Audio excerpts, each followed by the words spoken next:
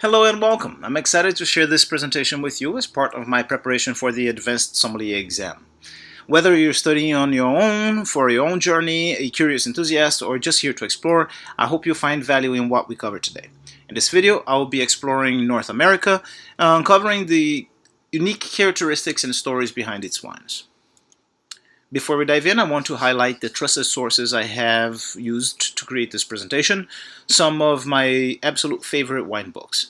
If you're researching or expanding your wine knowledge, these are great resources to have on your shelf. Now let's get started and uncork the secrets of North America. The Mexican wine industry holds the distinction of being the oldest in the Americas, with roots tracing back to the 1530s when Spanish colonizers introduced viticulture to the New World.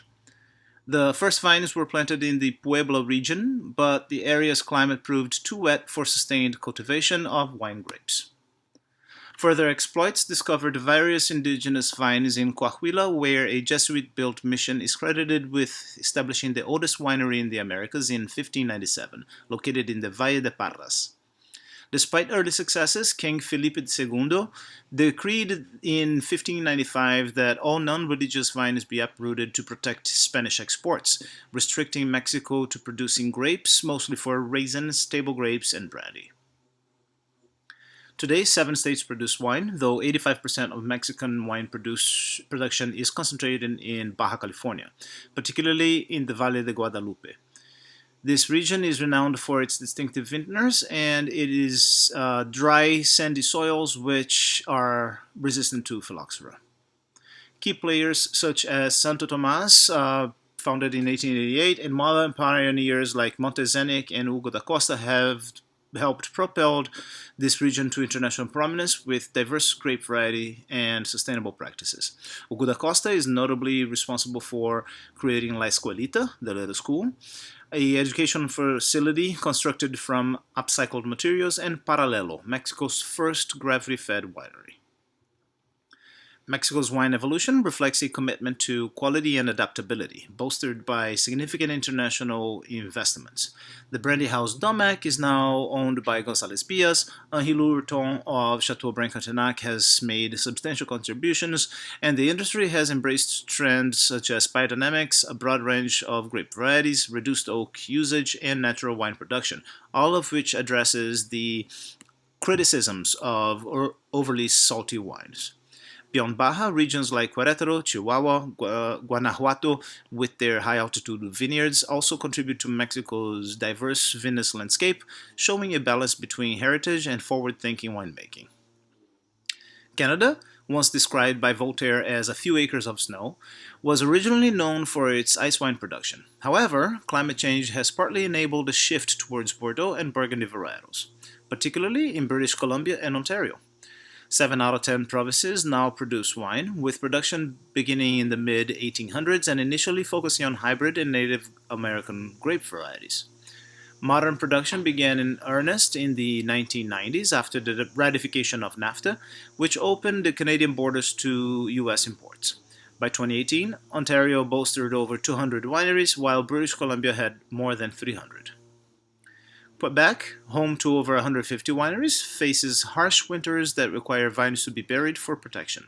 Snowfall can be so significant that it covers grape clusters, affecting even ice wine production. To address this, laws now allow for grapes to be harvested and suspended in nets above the vines to ensure proper freezing. While Canada's industry historically focuses on hybrid grapes like Bac Noir and Marshall Faux, vinifera plantings have gradually increased in the southern regions, aided by a warming climate.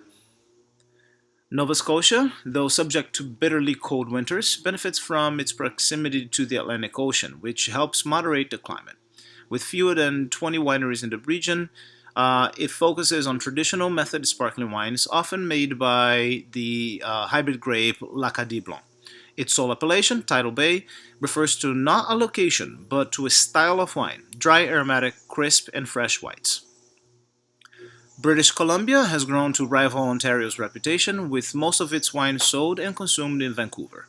The province has a total of 22 official geographic indications, including 9 major GIs and 13 sub-GIs: Okanagan Valley, Milkoming Valley, Fraser Valley, Vancouver Island, Gulf Islands, Lillooet, Thompson Valley, Shuswap, and Kootenais. These regions collectively account for approximately 10,000 acres under vine. Okanagan Valley is British Columbia's largest production region, accounting for 86% of the province's vineyard acreage, 62% of its wineries, and approximately 40% of its production. Golden Mile Bench became British Columbia's first sub-GI in 2015, followed by Okanagan Falls in 2018. The region produces a fairly even split of white and red wines, with traditional method sparkling wine on the rise, while ice wine production remains limited. Key white grape varieties include Pinot Gris, Chardonnay, Gewürztraminer, while Merlot, Pinot Noir, and Cabernet Sauvignon dominate red wine production. The Okanagan Valley benefits from several climatic moderators, including Okanagan Lake, Skaha Lake, Lake Osoyoos, the Coast Mountains, and the North Cascades. The region is cooler and wetter in the north, while the south is warmer and drier due to the rain shadow effect created by the mountains. Osoyoos, Canada's only desert, features warm temperatures and sandy soils. The lake in Osoyoos is a glacial trench similar to the formation to New York's Finger Lakes. Located above latitude 49 degrees north, the Okanagan Valley aligns with Champagne, Rheingau, and England in terms of geography. Its landscape is also reminiscent of the vineyards along the Rhine. The valley's average growing season temperature is 61 degrees Fahrenheit, mirroring these prominent wine regions as well. The Smilkameen Valley, the province's second largest wine region, stretches east-west and is known for its gravel-dominated soils. Varietals such as Chardonnay, Riesling, and both Cabernet Franc and Cabernet Sauvignon thrive here. To the west, the Fraser Valley, located closer to Vancouver, is heavily influenced by maritime conditions, producing wines such as Cigaribba, Pinot Gris, Pinot Noir, and Bacchus. Vancouver Island, with fewer than 30 wineries, is centered in the Cowichan Valley near the capital, Victoria.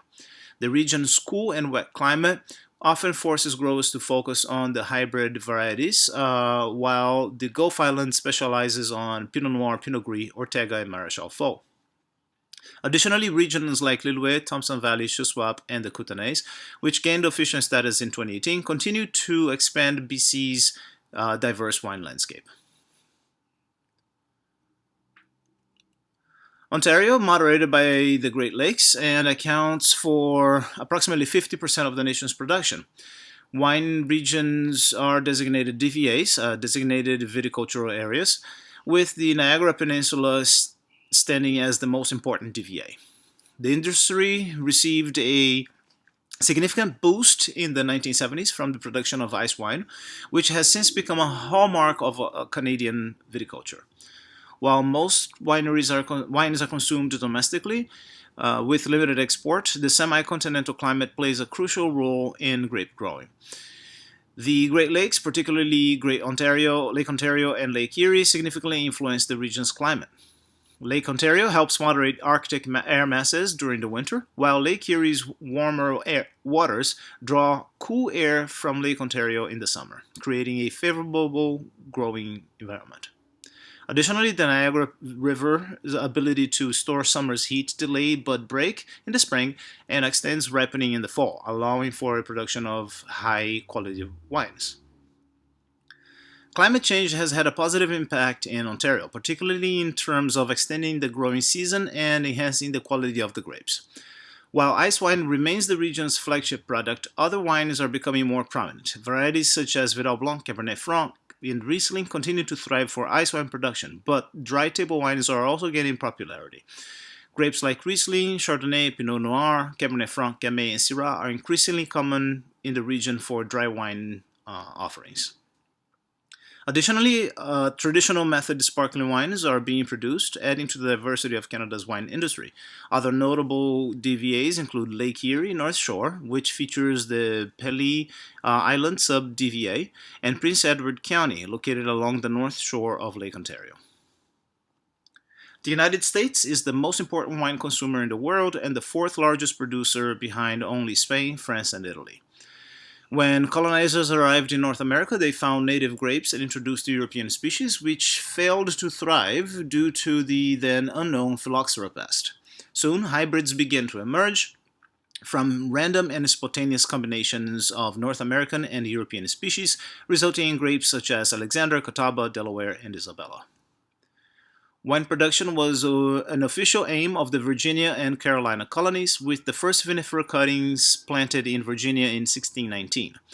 However, these vines failed to survive due to the climate change challenges, pests, and diseases. It wasn't until the 19th century that solutions began to appear. French, German, Italian, Spanish, and Greek experts attempted vineyard plantings but were thwarted by phylloxera and fungal diseases. The accidental discovery of vinifera labrusca hybrids helped pave the way for success, and the first successful commercial wine production occurred in Indiana around 1806 with the Alexander grape. Many other hybrids were introduced thereafter, solidifying the industry's foothold with varieties such as Catawba, Delaware, Isabella, and Norton. Most of these were used for white wine production, except for Norton, of course. However, European consumers were dissatisfied with these native grape wines, often described as having a foxy aroma. Permanent and extensive wine production was first established around Cincinnati, Ohio in 1830s by Nicholas Longworth with sparkling Catawba. Soon after, vineyards near the shores of Lake Erie and Herman, Missouri, and Finger Lakes region of New York followed suit. Pre-Civil War southern states also produced wines from hybrids and native muscadine grape. By the mid-1850s, hybrid wines became a deliberate focus, especially in the East Coast. During this period, the Concord grape was developed, becoming the most important hybrid, though it was primarily used for grape juice rather than wine. Wine growing continued to thrive on the East Coast, with New Jersey, Virginia, Arkansas, New York, Ohio, and Missouri as major strongholds. On the West Coast, Spanish colonizers introduced Vitis vinifera to Mexico in the 16th century through the Mission grape, also known as Criolla Chica in Argentina and País in Chile. California's introduction to vinifera came in the mid-18th century when Franciscan missionary Junipero Serra planted the first vineyard in San Diego in 1769. At the time, California was free of phylloxera, though Pierce's disease was identified there in 1892. Regions like Mexico, Texas, and California saw greater success with vinifera than the East Coast. After the Mexican-American War and the gold rush of the 1840s, waves of new immigrants brought additional vines, causing California wine production to surge. By 1900, production had grown from a few 100,000 gallons to 30 million gallons annually. The Mission grape was the first planted in New Mexico and California, followed by the introduction of numerous other vinifera varieties, with Zinfandel taking the prominence. Eventually, the California Wine Association was formed, stabilizing prices and distributing wines across the country, even exporting to Great Britain. However, the industry faced a major setback with prohibition, and by 1919, the U.S. was producing over 55 million gallons of wine annually. The 18th Amendment to the United States Constitution outlawed the production, sale, and transportation of intoxicating beverages, though consumption was not prohibited. Wine could still be produced for sacramental and medicinal purposes, and home winemaking grew in popularity. Wineries shipped unfermented grape juice to consumers, including warning labels detailing what not to do to avoid fermentation into wine. Prohibition ended in 1933 with the 21st Amendment, but the industry was left in disarray. The Great Depression compounded the challenges, and wine became an unfamiliar luxury. Sweet, high-alcohol wines dominated the market, and government investment in wine development ceased. Universities became the new leaders of wine research, with UC Davis launching its enology program in 1935. However, post-prohibition regulations such as the three-tier system and state-controlled alcohol laws continued to stifle the industry. For example, the three-tier system requires separation between suppliers and distributors and retailers, making exceptions rare. The Second World War brought temporary prosperity to American wine as European production halted. Large distilleries purchased wineries, but after the war, demand collapsed and wineries resorted to sell bulk wines to wholesalers. Wines were sold under generic names like Burgundy, Chablis, Sherry, and Champagne, for example, and the number of wineries in Ohio dropped from 149 in 1940 to 47 by 1960. Innovators like Philip Wagner introduced new French hybrids, including Ceval, Cebal, and Baco, for better yields and disease resistance. Frank Shoemaker popularized varietal labeling, which remain a standard today. By the 1970s, the American wine industry began to recover. California wineries grew from 240 in 1970 to 3,800 by 2014, signalizing a renaissance in quality winemaking. The focus shifted to producing high quality wines with fewer varietals, blending traditional European techniques with innovative technology. International investment soared and demand grew exponentially, with production rising from 267 million gallons in 1970 to 856 million gallons in 2013. Consumption also increased to 4 gallons per capita annually.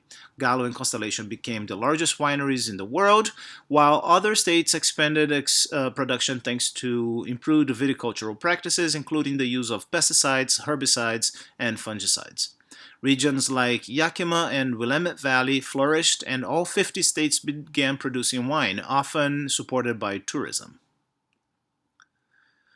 Virginia's wine industry was initiated by Thomas Jefferson and Monticello, and now features 7 AVAs located between the Appalachian Mountains and Chesapeake Bay: Monticello, Shenandoah Valley, Middleburg, Virginia; Rocky Knob, Virginia Peninsula, Virginia's Eastern Shore, and Northern Neck, George Washington birthplace.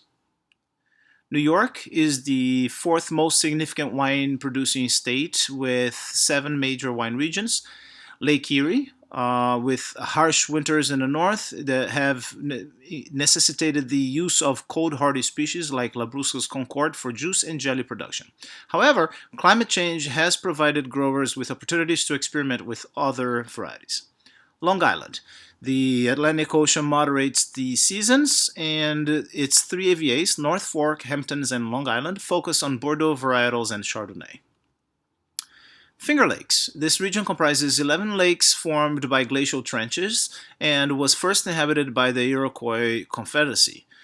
Vines were planted as early as 1850s. Dr. Constantine Frank demonstrated that early ripening varietals like Riesling and Chardonnay were ideal for the area.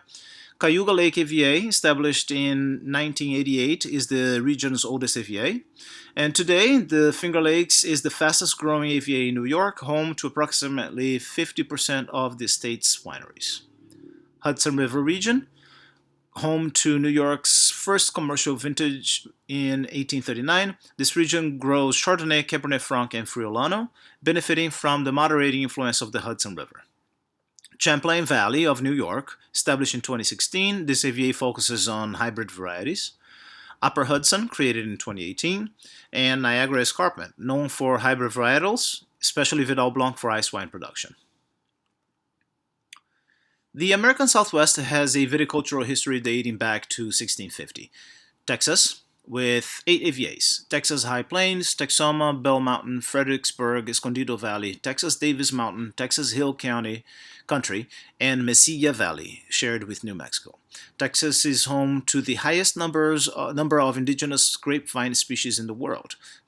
Thomas V. Munson is credited with saving vinifera from phylloxera, and he hailed from Texas. After Prohibition, the industry rebounded with experimental plantings in the high-altitude region of Texas High Plain AVA, which now produces 80% of the state's wine. New Mexico, featuring 3 AVAs: Middle Rio Grande, Mimbres Valley, and Mesilla Valley, shared with Texas. This state benefits from the Rocky Mountains, where high elevation cools the climate. Arizona, with 3 AVAs: Sonoita, Wilcox, and Verde Valley, established in 2021. Arizona's high elevation make it similar to New Mexico, focusing on Rhone and Spanish varietals. Colorado, home to 2 AVAs, West Elks and Grand Valley. Colorado's wine industry was influenced by Warren Winiarski, who helped establish Ivancy Winery, inspiring modern producers. Southern California, the Temecula AVA, located near the coast, enjoys ocean breezes and temperatures similar to northern Napa. Virginia has a continental climate characterized by a short growing season, hot and humid summers prone to storms, and long cold winters. Most vineyards are located east of the Blue Ridge Mountains, with growing interest in Shenandoah Valley AVA to the west. Here, advisors like Eric Boissonneau from the Medoc recommend planting on higher slopes with rocky soils. New York's climate varies by region. The Finger Lakes have a continental climate moderated by Lake Ontario, Seneca Lake, the deepest of the Finger Lakes, Cayuga Lake, and Keuka Lake. In contrast, Long Island has a temperate maritime climate influenced by the Atlantic Ocean. In the southwest, Texas High Plains is a high-altitude, flat region with deep calcareous soils, cool nights, cold winter, and constant winds. Arizona and New Mexico also benefit from high-elevation vineyard sites, while Colorado enjoys the moderating influence of the Colorado and Gunnison rivers. The most prominent grape varieties in Virginia include Nebbiolo and Vermentino, championed by Zonin of Italy, as well as Malvasia Passito, Cabernet Franc, Petit Verdot, Petit Manseng, Viognier, and Norton, with key contributors such as Horton Vineyards and Jennifer McLeod from Chrysalis. In New York, the Finger Lakes specialize in vinifera varieties, particularly Riesling and Cabernet Franc, which make up about 22% of plantings. Long Island focuses on Bordeaux varieties and Chardonnay. In the southwestern states, a wide range of cultivars is grown, with a strong emphasis on Rhone and Spanish varietals. The American Viticultural Area, AVA system, regulated by the Alcohol and Tobacco Tax and Trade Bureau, TTB, establishes geographically defined wine regions in the United States based on specific geographic, climatic, and historical characteristics. Unlike European appellation systems, AVAs impose no restrictions on grape varieties, yields, or production methods. The first AVA designated was Augusta, Missouri in 1980, and while not all wine labels require an appellation of origin, its inclusion becomes mandatory when certain label claims are made, such as a vintage date, varietal designation, type of designation of varietal significance, semi-generic designation, estate bottle claim, or when the product name includes the word brand. In the United States, specific content and regional requirements govern the labeling of wines. For regional designations, a wine must be made from at least 75% of the grapes grown in the stated state or county, except in California and Oregon, where the requirement is 100%, and Washington, where it is 95%. Wines labeled with an AVA must contain a minimum of 85% grapes from that AVA, while single vineyard designations require 95%. For vintage labeling, wines from a state or county must include 85% grapes from that stated vintage, whereas AVA-labeled wines must meet a higher threshold of 95%. Regarding grape varieties, a single vinifera varietal must comprise at least 75% of that varietal, with Oregon requiring 90% for most varieties except for specific exceptions like Cabernet Sauvignon, Merlot, and Syrah, which remain at 75%. Wineries made from Labrusca varietals need only 51% of the stated varietal, and if multiple varietals are listed, the label must either specify the percentage of each or none at all. According to the TTB, state bottled means that 100% of the wine came from grapes grown on land owned or controlled by the winery, and both the winery and the vineyard must be located within the boundaries of the labeled viticultural area. The winery must crush and ferment the grapes and finish, age, process, and bottle the wine in a continuous process on its premises, the wine at no time having left the premises of the bottling winery. Wine labeled as state bottled must meet the requirements for using a viticultural area as the appellation of origin and be labeled with that viticultural area. Here are some examples. In this label, a minimum of 75% of the wine must be made using Merlot. Additionally, at least 75% of the grapes must originate from within the United States, and the wine must be fully finished within the United States. In this label, at least 75% of the grapes must come from ZZZ County. However, if an AVA were specified instead of a county or state, a minimum of 85% of the grapes must come from that AVA. If a single vineyard were named, the requirement increases to 95%. For a statewide origin labeling using California or Oregon, 100% of the grapes must originate from the named state. 85% of the grapes must be from the 2008 vintage unless an AVA is specified, in which case 95% of the vintage must be from the specified vintage. And if a varietal is labeled, at least 75% of the wine must be made from the specified variety. And in this label, since Willamette Valley is an Oregon AVA, 95% of the grapes must come from this region. If the wine were from a California AVA, only 85% of the grapes would need to come from this specified AVA. If Oregon is listed as the origin, 100% of the grapes must be from the state. 95% of the grapes must be from the 2000 vintage, as an AVA is specified. And for state or county labeling, instead, the requirement drops to 85%. 90% of the wine must be Pinot Noir, as Oregon mandates this stricter varietal labeling, though for certain exceptions, the requirement remains 75%. Before we wrap up, here are some major producers from today's regions that you might find on the market. Definitely worth exploring. And now I'd love to hear from you. Well, have you ever visited any of these regions? What's your favorite wine producer from North America? Let's keep this conversation flowing. Drop a comment below. I'd love to hear your thoughts and experiences. Thank you so much for sticking around. If you found this helpful, entertaining, or inspiring, please consider subscribing to my YouTube channel or following me on Instagram. I'm aiming to share a new presentation regularly, so stay tuned for more wine adventures. Cheers and see you next time.